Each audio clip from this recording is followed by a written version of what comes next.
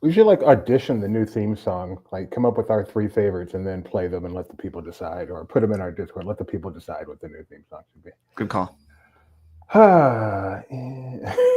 Thank you. Hey everyone, welcome to my favorite edition of the Disney Morning Show. That is the Friday edition, because clearly I need some rest. My name is Dewey Mosley, co-founder here at Laughing Place. That's our executive editorial director, Kyle Burbank. Say some quick hellos to Fred Ramirez. Top of the morning to you. Hello there, Gio. Yes, we're on hold. Nikki B. Hey, JPP. Hello, Steven. Nice and mellow. Yeah. Hopefully it'll be gone by Tuesday. Let's be real. Hopefully it'll be gone by June. Okay, let's get started the way we start every show, and that is with a look at the Friday stock price.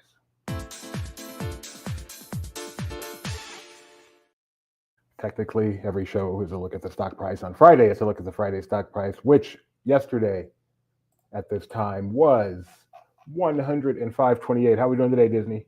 105.08. Just not enough down to even mention. The stock has recovered. It will never, ever see the 90s again. Way to go, Mr. Iger, taking care of your company.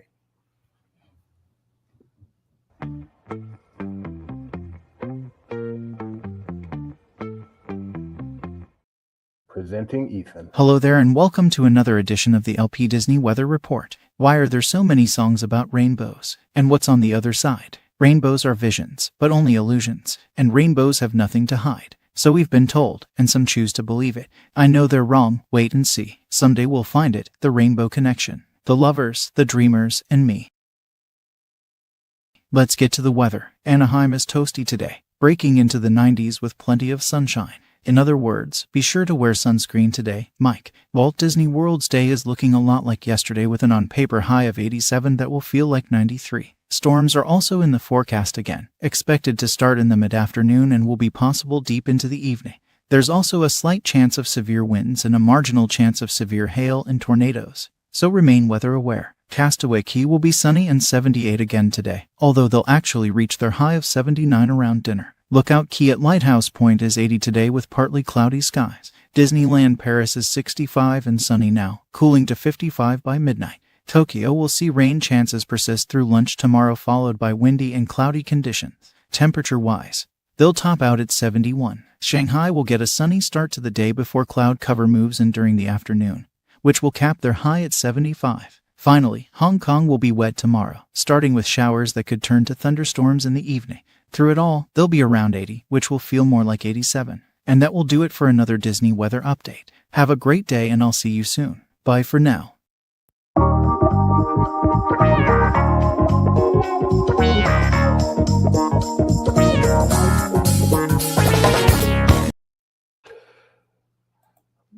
My wife has woke up in a chipper mood this morning. Picking on me in the Slack, and now hi-ho Kermit the Frog here. There's a reason Kermit the Frog opened the show today. We'll get to that later. But first, let's talk about what's going on in Hong Kong as Mickey's Philharmagic will make its triumphant return after a very extended vacation. Let's see. They've announced on their Instagram that Mickey's Philharmagic is set to reopen on June 12th, a little over a month from now. It's been closed for 6 months, closing on December 1st, 2024. It was originally scheduled to open April 23rd, but much like our own It's a Small World, there's a delay. When it does return, it will have Coco, as it's been added to DCA and California Adventures version of the spectacular attraction. DCA added it in 2022, Magic Kingdom in 2021, now Hong Kong in 2025. Now, I know Tokyo has Philharmagic. Do they have this scene? I think they added it like last year. Okay. Or somewhere around there. So we were in Hong Kong for whenever I took that Walt photo, and we went in Philharmagic, and I was like, oh, I wonder if this has the Coco, because I haven't seen it yet, and it didn't. I was a little disappointed. Went to Philharmagic for nothing. I mean, it was nice to get out of the Hong Kong heat. We got tons of menu news at Disneyland Resort, just completely redoing their food menus, and now it's caught up to the hotels. So I just want to hit a few things. This obviously, what? I love this picture. This is Storyteller Cafe. I have spent more time in this place than almost any place in Disneyland Resort. We used to eat here every single Friday. So, Yeah, this is the new Donald's Tale of Adventures buffet, dinner buffet that'll have barbecue. It's on May 16th, and you get the gang dressed up all fun like that. But let's talk about some other items. The treats you just showed there are the Grand Californian Great Hall cart. There's a Daisy loaf cake, Clarabelle's macarons, Goofy Rice Krispie treat, Pluto's whoopie pie, pretzel rod sticks, and wildflower honey. Sounds good. A few other restaurants and items at the Grand GCH Craftsman Bar. There's a Wagyu burger with cilantro mint chutney, white onion, Grafton smoked cheddar, iceberg lettuce, pickles, a tomato on a brioche bun served with fries. That sounds interesting. I don't know if there's photos of this specific one. I just chose items that I thought sounded interesting to talk about. Sorry. And this might be a sticky chicken wings, white rice, guangzhou, barbecue sauce, pickled cucumber slaw, and toasted sesame seeds and green onions. Over at the other hotel, the Disneyland, one of the other hotels, Disneyland Hotel, Tangaroa Terrace is getting some new breakfast items, including ube stuffed French toast, Japanese milk bread, coconut custard, ube diplomat cream, I guess, and fresh tropical fruit. They also have a Korean-style breakfast sandwich with sliced country ham, because, Korean country ham makes sense. Fresh tomato slices and Havarti on egg-coated Japanese milk bread. Again, kind of confusing with the Japanese bread and the Korean-style breakfast sandwich. And they also have tropical pancakes, macadamia nut, buttermilk pancakes with passion fruit curd and toasted coconut. This is clearly the winner out of everything you will mention today are those pancakes right there. That sounds very interesting. Those will also be at Trader Sam's, which is cool. Other new menu items are coming to the Palm Breeze Bar Coffee House. There will be cocktails at Goofy's Kitchen and Broken Spell Lounge. So you can check out that full foodie guide over on Laughing Place. But yeah, crazy how many new items are coming to the Disneyland Resort, and also just how far theme park food has come from when everything was just burgers, chicken, or pizza. All thanks to Disney Eats. Donald's Tales of Adventure buffet at Storyteller, May 16th. That's crazy. I mean, Storyteller is, I guess now that they have the Craftsman's Bar, which is really a restaurant. I mean, it's more or less a restaurant. It's outdoor, but it clearly has a big food menu, tables.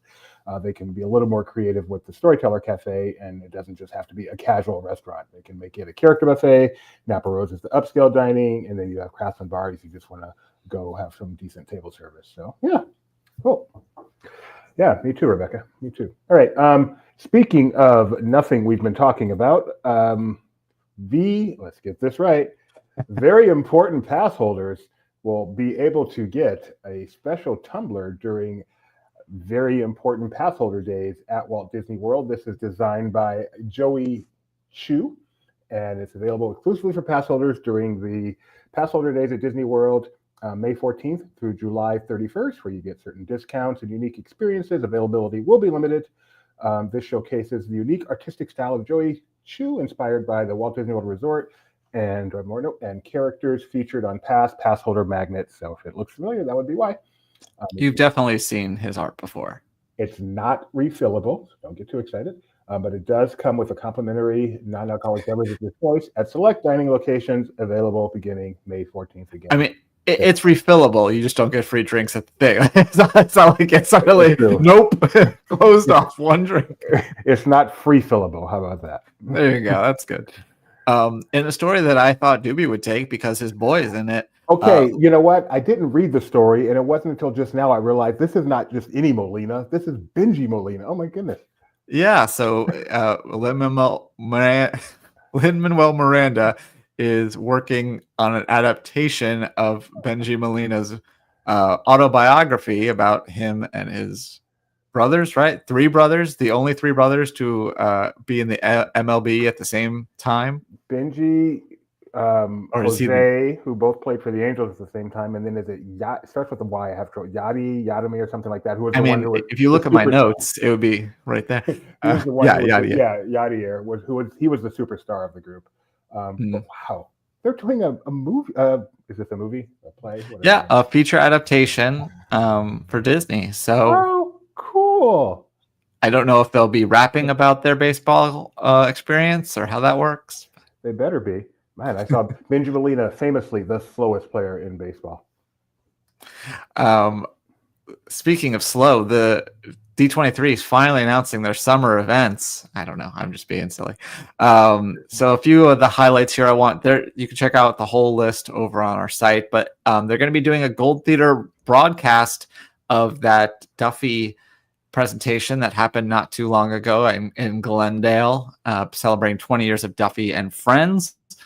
There's also the D23 Spotlight series will celebrate 55 years of the Walt Disney Archives. That event will be in Glendale, California, once again on June 1st, as well as Orlando, Florida on June 22nd. And Cinderella, they're going to be celebrating the 70th anniversary with a screening on the Walt Disney lot in Burbank, not Glendale, on Saturday, June 7th. Yeah, D23 Day at Angel Stadium. I bet you'll be there. Hope so. And plenty of other D23 events. So be sure to check that out, especially if you're a D23 Gold member. And then, this is how you read your magazine now, is on the computer.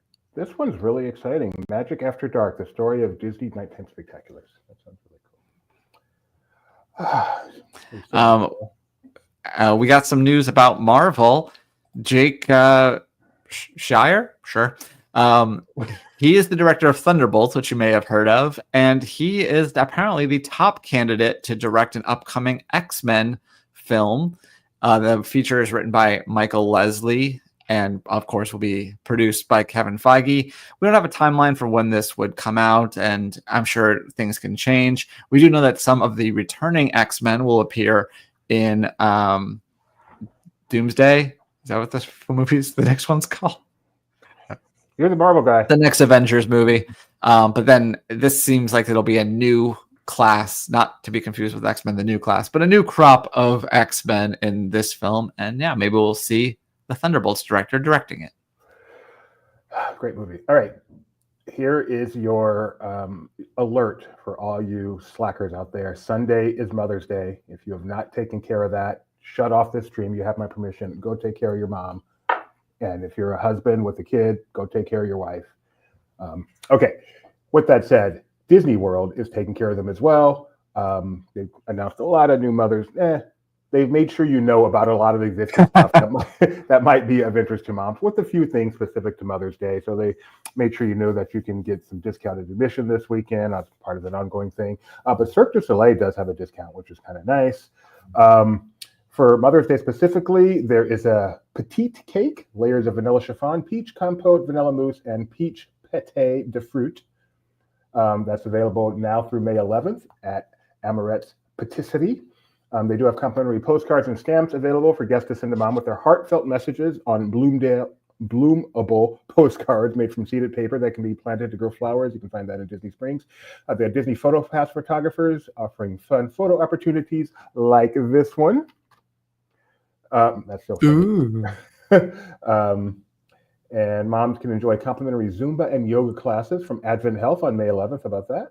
Or you can get mom from behind the camera and into a special Mother's Day themed magic shots offered by PhotoPass, as we talked about, at select locations May 9th through 11th. So if you are a mom going to Disney World, just look around. There's lots of little things that can make your day just a little more special. And if you have a mom and haven't taken care of them, shame on you. Go take care of it right now.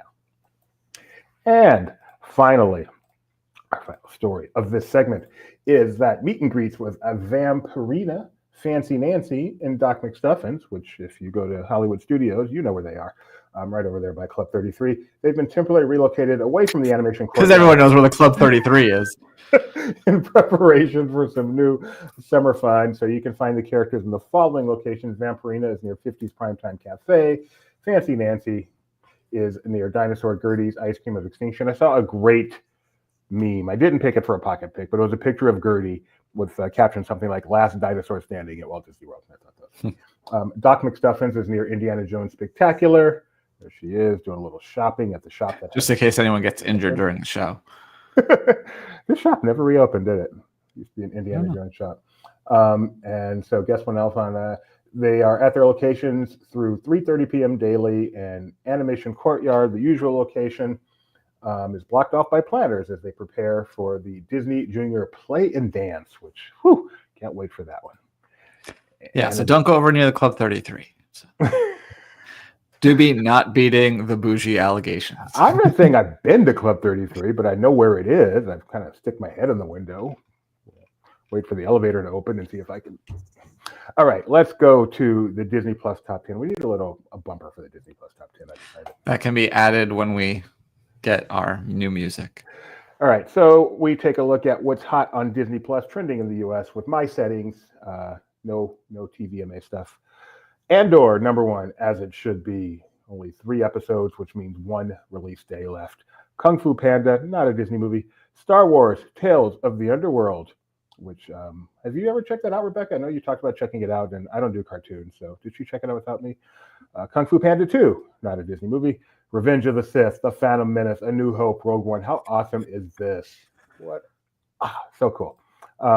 Attack of the Clones and Thunderbolts, because people think it's on Disney Plus. So, yay! No actual Marvel movies on the top 10. I've never seen this before, and lots of Star Wars. There you go. Love to see it.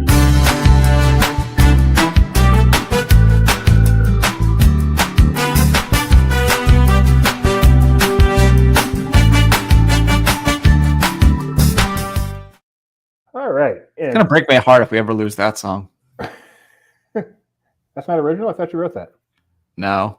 Around LP. What's going on around Laughing Place? You got so much stuff at LP. It's not even funny. Yeah, I feel so bad that I forgot to mention that it was a 4-show Thursday yesterday.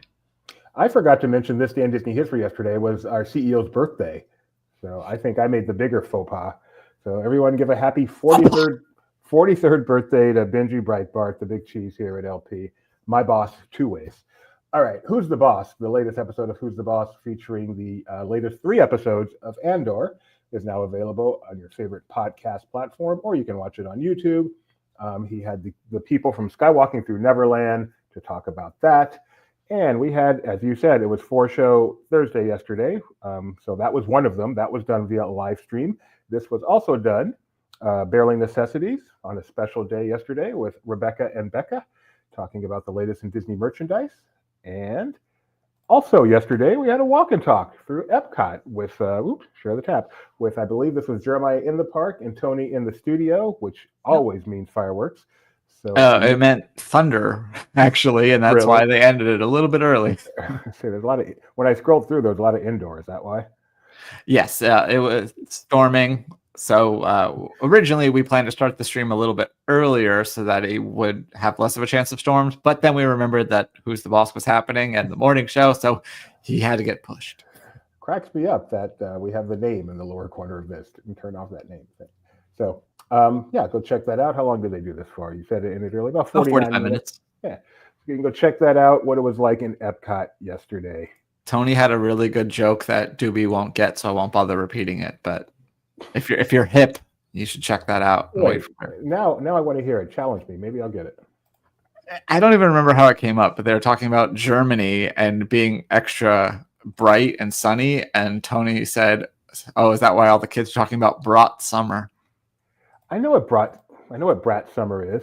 Okay. You could not follow the election and not know what Brat Summer was. That's the true. only reason I know, but yes. So that's actually pretty funny. Tony can be clever sometimes. Yeah. Okay.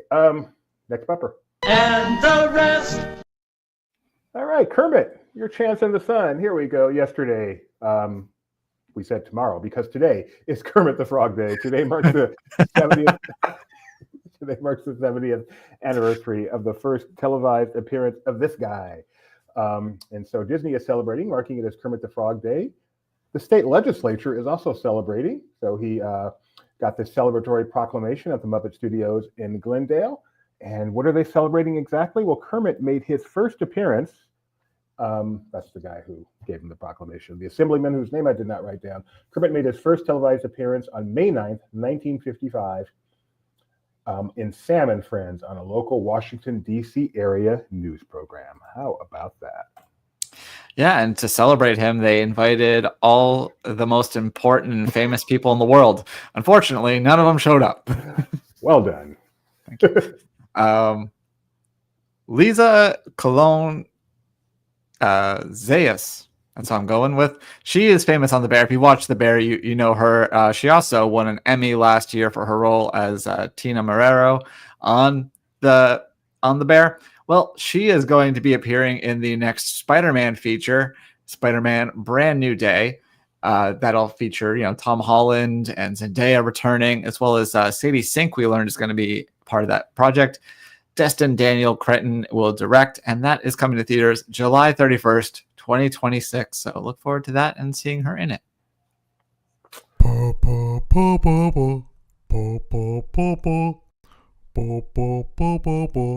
The fun stuff. Well, today's fun stuff is an edition of what we call Barely, where we look at some merchandise, and both of them have to be Lego. So this is a brand new set coming. This was a Lego Ideas submission. That is the Pixar lamp and ball. We no longer call it Luxo because that is trademarked.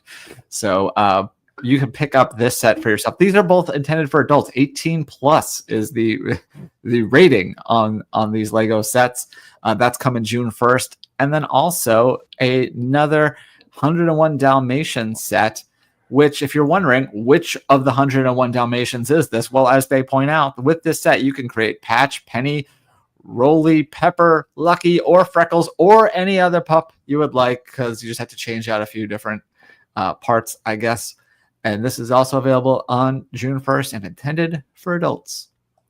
Speaking of adults in Lego, I got to go to Benji's birthday party last night, which was quite fun. It was the event of the evening in Danville, and his main gift was the Star Wars logo Lego. Nice. Let's see that in person. We gave Rebecca, I say we because my name is on it and she's my wife. Rebecca gave him an awesome gift. It is a cutout of Mickey, and inside is a bunch of tiny pictures, and it's just pictures of us and him and Gideon and the Sherippas and other people just through the years, the 20 plus years that we've known him. And it was just really, really, really nice. So proud of my wife for putting that together. So proud of myself for being smart enough to marry her. There you go.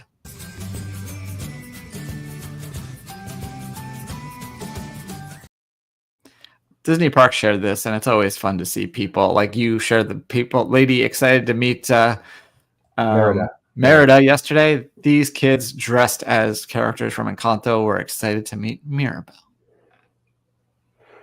Let's play it. Yeah, I think we're safe. I don't think there's music, really. Go.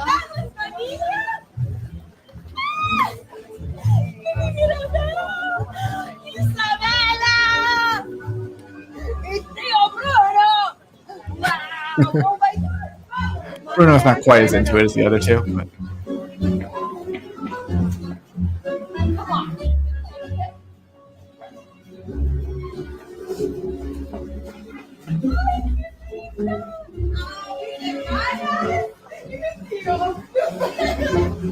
Oh my God! You guys are fantastic.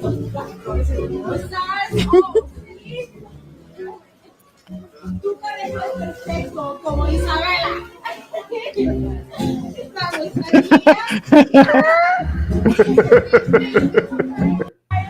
That is adorable. Yeah, I like how Bruno just walks off. Oh, hey, look, that's me. Okay, that's pretty awesome. This is Disney magic. This is so sweet. All right, I want some cynicism. I'm not fighting it. Where is this located? That's a good one. Well, I didn't want to cry this morning. Okay, there's no cynicism. There's just too much happiness in this world. I love it. Okay. All right, Doobie. So ready. Ready. There's some here where I'm like, oh, I remember when we did this last year. So look forward to that as we continue on. On this day in 1860, someone was born who wrote a very popular book that became a very popular movie and a very popular ride that Doobie thinks is overrated. Very overrated. I think I wrote vastly on my sheet. What year? 1860. All right, so it's probably not Jerry Bruckheimer. No, So- someone wrote a book. Wrote a book. Book became movie. Movie became ride. Ride overrated, but very popular. Whenever I go back, I want to say Jules Verne, but I can't think of how that would apply to any of these. No clue. No clue? No. All right. That is J.M. Barrie, the author of Peter Pan. Yeah, that wasn't going to happen. All right. Do I think this ride is very overrated? I think you think it's very overrated. I think I came around a little bit the last time I rode it. All right. Yeah. On this day in 1949, someone was born who is known as a musician but has a notable Disney credit from an 80s animated film. Did you say magician or musician? Musician. Okay. So it's not David Copperfield. Not David Copperfield. Yeah, that's pretty generic. You got to give me more than that. That the movie that he has a voice role in and wrote a song for is based on a Dickens novel that's adapted in a unique way. Never mind. Who is it? Oh wait, is it Carol? No, that's not a musician. Never mind. Who is it? Billy Joel. Oh, why should I worry? Yeah. I was Oliver thinking and Company, Oliver Twist. I was thinking of Christmas Carol and Jim Carrey, who is not a magician or a musician. Goodness. Lastly, on this day, let's see if you can redeem yourself. On this day in 2010, an attraction closed at Epcot to be replaced by what I call the Jay Leno of Disney attractions. Ooh. Horizons? No. The Jay Leno of Disney attractions. Yes. Nope, I'm failing. It's Honey, I Shrunk the Audience because it was followed by Captain EO and preceded by Captain EO. Wow. So Jay Leno, just like he had the Tonight Show, then Conan, then Jay Leno again. I'm with you there. Well, that wasn't fun, but you know what is fun? Our next segment. All I do is win, win, win, no matter what. I'm a loser. All right, Do you want to go first? You're gonna. I just want to end with my loser. So, however you want to do it, so that I end with my loser. Okay, that would mean that you start with your winner. All right, my winner is a city, I guess, a state. I don't know what exactly it is that won at Disney and got Disney. They may have shelled out a bunch of money for it. They may turn into a loser in another 3 years. Who knows how this is going to work out? But this week, they got what they wanted. Abu Dhabi is my winner of the week. All right, fair enough. My winner of the week, runner-up, is Disney's Studios marketing, because we talked a little bit about how they've had all these Stitch pop-ups where they have like the little animatronic thing, like scanning tickets at movie theaters and stuff. That's great. Well, they did this bit where there was a big Thunderbolts marquee in LA. Then they changed it to that other title. And then they added Stitch busting through on top of it.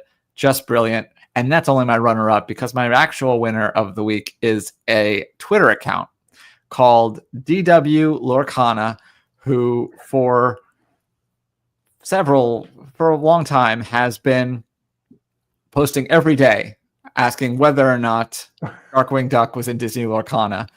And then this week, guess what? Disney Lorcana announced that Darkwing Duck is actually coming to Disney Lorcana in 2026. They even mentioned this Twitter account in their announcement, so congratulations to them on making that happen.